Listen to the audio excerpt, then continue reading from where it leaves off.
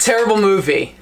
Usually when Kendra and I film something together, we film it upstairs, but I feel like this is a basement topic for us so the neighborhood cannot hear our outrage. But you can. Can I just start with the name of the movie? Yes. The Happiest Season. So little of this movie is happy. It engenders zero happiness in at least us. I can't even fathom. I think even if you were a non-biased person watching this movie, just be like, I like movies. And so you watch a movie, there's like 10% of it is happy at the end. Forced happiness at the end. Even that happiness though doesn't work because it's like dirty happiness. It's fake happiness. That should be the name of the movie. Dirty happiness. Yeah. Anyways, we have to talk about I feel like it's important to talk about the good parts because there's a lot of people that really like this movie, and this is not a put down on the people that happen to like it. We are just two people, lesbians from the targeted demographic of this movie that absolutely hated it. And we are two people, but I've had conversations with a minimum of like we're not alone. 4 lesbians that we know that also hate this movie, and so it's for the people. It's very polarizing, maybe. It is like there's no one that I don't know how you could watch it and have no reaction. And just is like you're either like, okay. Oh, that's so cute. Like I've seen comments online, and they're like, oh, it was so great. It made me so happy. I watched it 4 times. Or you're us. Who's got that kind of time? I don't know. Even in pandemic. I will say that we wrote down notes, impassionate notes. And maybe we'll get through everything, maybe we won't. It is late, and so it would be nice if we could do all of this in one take. Okay, let's do it. All right. Let's talk about representation. That's what I have on my list. If you're looking for a feel-good movie, no, I don't want to say feel-good. If you're looking for a queer movie that is about Christmas, you should watch it, and that will make you feel happy. Except you'll also be let down because you're like, cool, they made a Christmas movie relatable to my life. It's not relatable at all. But it's not. You're like, it's supposed to be this gift of representation, and it's a slap in the face. If people watch that and think, oh, that's how gay people are, that's what gay relationships are like, it's also a very strange coming out nothing story. I want anything to do with. It's a terrible relationship, and then if you're left thinking, oh, that's just how a gay couple would operate, then it's doing all of us a disservice. It seemed like a throwaway, like, oh, the gays will take anything, and so they'll take this movie. And I was mostly disappointed in the whole entire thing because I felt like I was falsely advertised to. I saw Aubrey Plaza and Daniel Levy. All the people in there we like, and you're like, ooh, I gotta watch this. This will be great.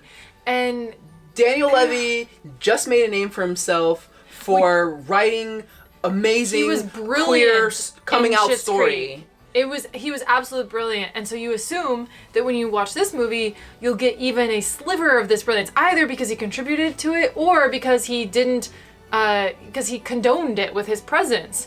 And I'm flabbergasted as to how this came to be. It makes me feel like, did he even read the script? Or like, how could he feel good about being part of this movie? I want to ask him. Like, I literally like, what were you thinking? Did they change it up on you? Tagged him on Instagram and been like, answer my story. Like, I have to know.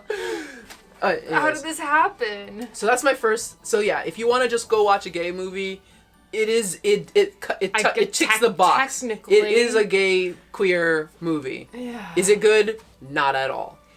That's a personal opinion. Of two persons' opinion. Yes. What's the next thing on your list?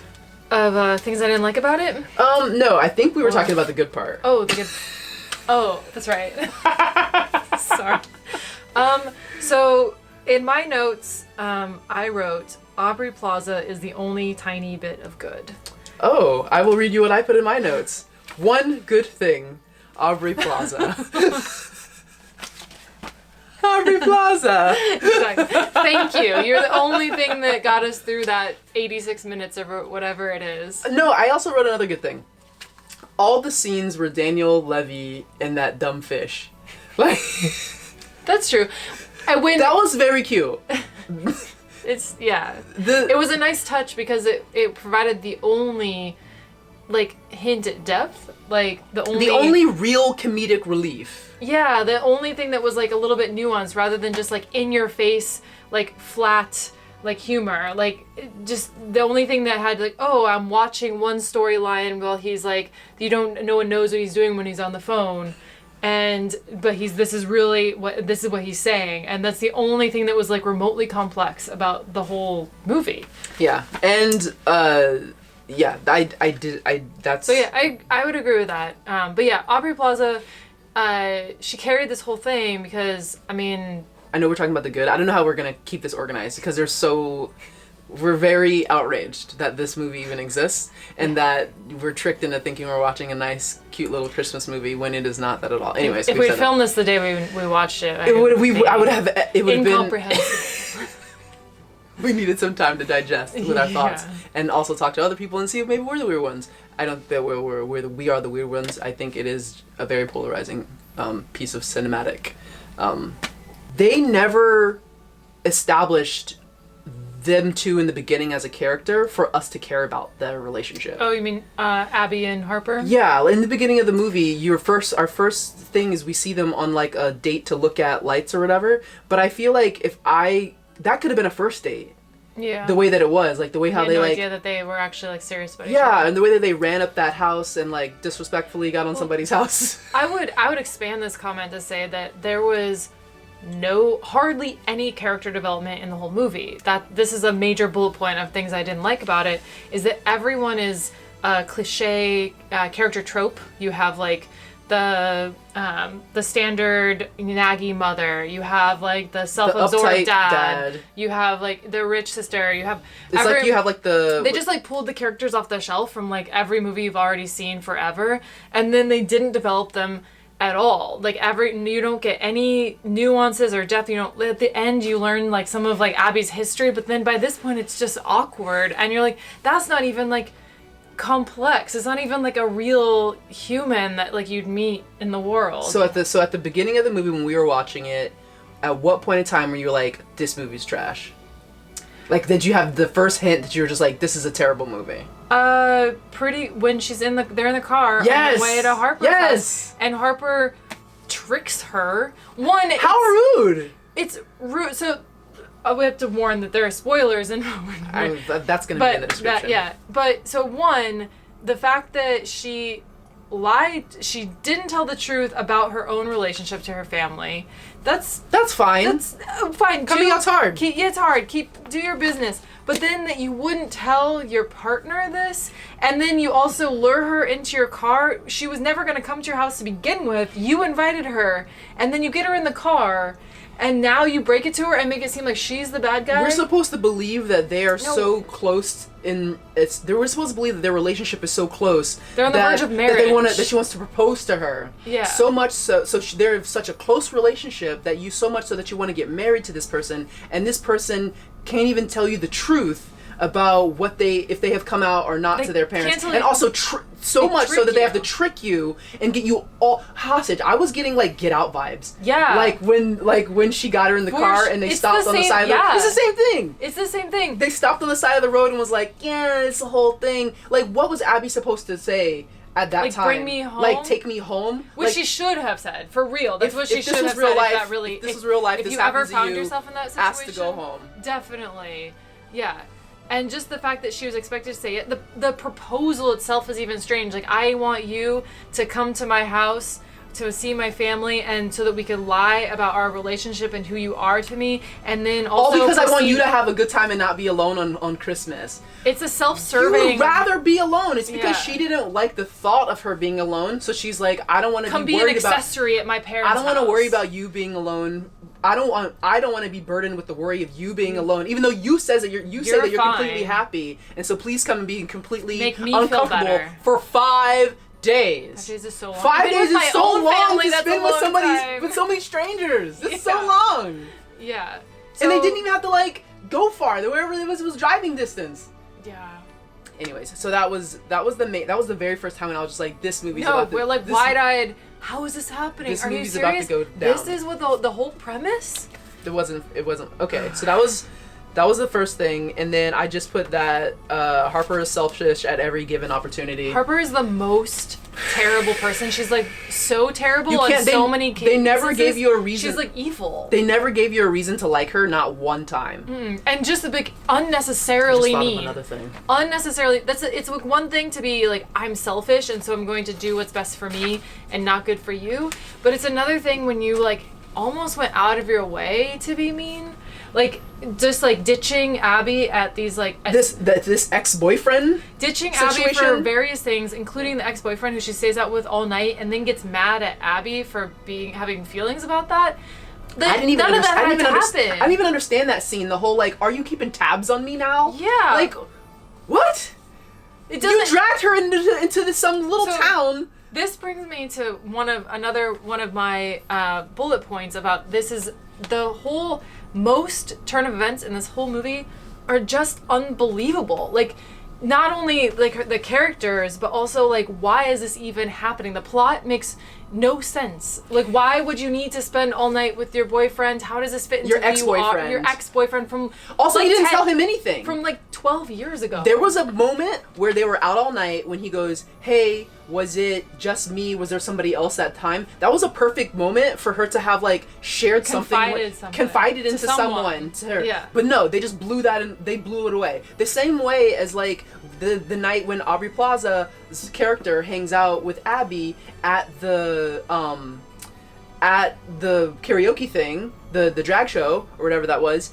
And then at some point in time, they're sitting next to each other in the booth. They changed from sitting across from each other to sitting next to each other, and they were singing and having a good time. Why did they do that to us? Why did they make them have some sort of like flirty situation? It gave Abby an out, and it gave us something different to root for, and then they just like trashed it.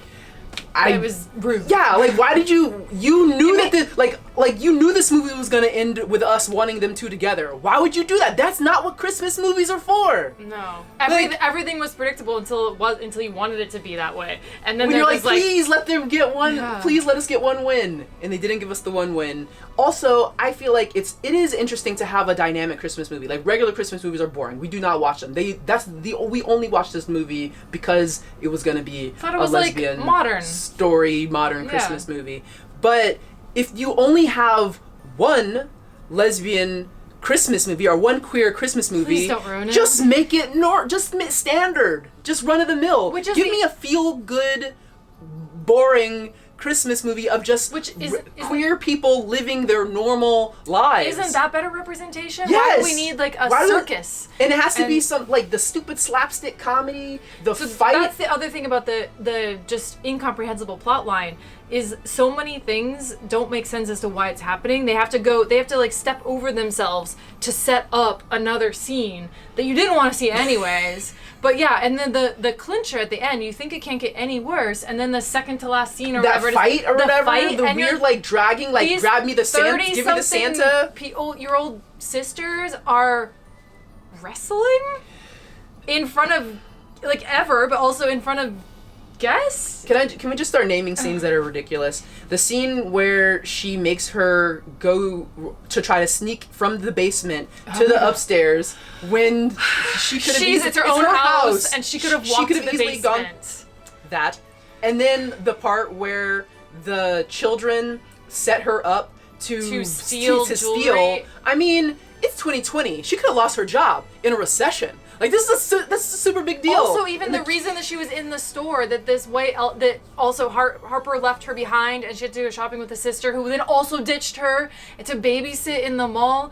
It's just all of that to then lead up to set up this opportunity for the kids to be little rude. Yeah, to be just terrible people, and frame her for stealing. And you're like, why did any of this happen? And then the family doesn't believe her at all. And then at the beginning, and then very much at the end, they were just like, "We're sorry. Time to open presents now." You're like, what? They're going to be serial killers. For sure if they were real people. So terrible. Yeah. There was the husband, the token brown guy, black character that no personality. They didn't develop the character in any Just way. there with his shiny smile. Because he was just there as a token to make them seem more diverse, and like that was what she was saying, like, oh, there's only thing that's I have of worth to me is my family, and that's like these beige babies and her black husband, to make the father look better as like a more diverse kind of political guy.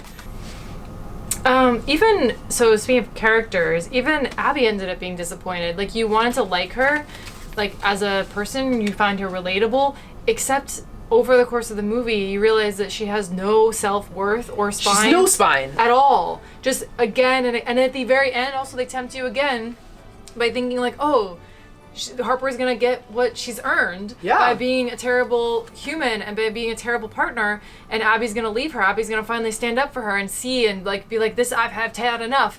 And then she gets to that point and she crawls right back. What's that 1 second when she's at the gas station and she looks over to Daniel Levy's character, and Daniel Levy's character says, yes, do it. Also, what? Daniel Levy, again, back to him. What are you doing? Why are you this role? Why did you agree to play this part? You're a terrible friend in this movie, and you are capable of writing beautiful human relationships and deep characters and people who are at their core actually good. And you are terrible, and you're inconsistent. I'm not allowed to say that you're a terrible friend because you showed up like the knight in shining armor following her location to rescue her from this house. But before that, you hung up on her when she called you for moral support. Because he was trying to figure out what to do with that fish. It was just, no. But still, that's awkward. Just like forget the fish for a second and don't leave your friend hanging. Sure. And then you give her terrible advice with this whole like, coming out is hard to do. And there's a get out of jail free card for Harper, that because coming out is hard to do, it excuses her for, there can be some understanding, like with anyone you can understand where they're coming from and forgive some of that behavior, but with Harper, it wipes clean a resume of terribleness that is just like miles long. It has nothing to do with that. It's inexcusable. And then Daniel Levy is the cue to all of us watching that, like, nope, that's A-okay. You gotta understand. It's not Abby. Find it in your heart. Like, they didn't develop them at all. Like, we don't care about them. Like, I only want Aubrey Plaza to win in this movie. And there was no reason, even, like I said, for the ex-boyfriend to be involved. Like, there was no reason for there's like a third sister that they don't like. Also, that is so stupid. That's like, it's like, speaking of so many unbelievable, extra characters. Just like dumb pieces of the plot, is the sister Jane. Like, I don't have any secrets, but I'm an ally. Which is cute, that one line, but her very existence is just like this terrible movie trope. It's somebody for them to like.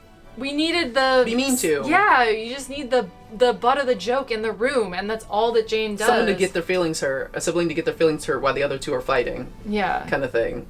She's like the pressure relief valve. Oh my gosh, I think we might be getting through my list. Also, it's not just us. Here's the thing. Interesting. Wild Fang had a meme on their... So I was scrolling Instagram, and I saw they do a lot of like, timely societal references. Wild Fang, if you don't know, is a clothing brand geared to androgynous women or women that just want to wear men's clothing but don't want a better fit and not to fit their body styles. Exactly. You should check it out. A lot of queers and women and lesbians like them. Exactly. So this made sense, I'm sure, to their social media coordinator to pull in this timely lesbian Christmas movie as part of like an advertisement kind of meme thing that they made on their Instagram, and I saw it and was immediately triggered. I hate this movie. And every mention of it just like reignites my feelings about it inside me. And I was like, no way.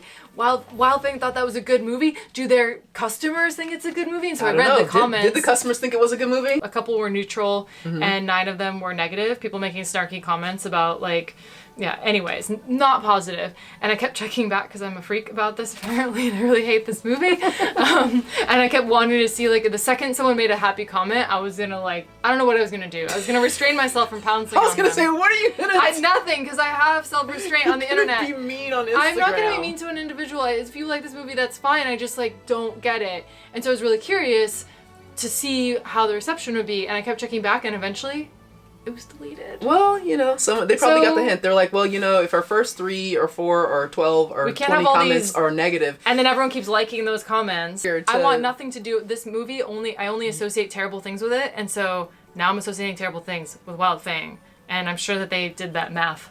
Well, you know what? I support growth and learning from your target demographic, and so Wild Fang was like, this isn't great, and they took it down. So it's not just us. There are other people out there just as outraged.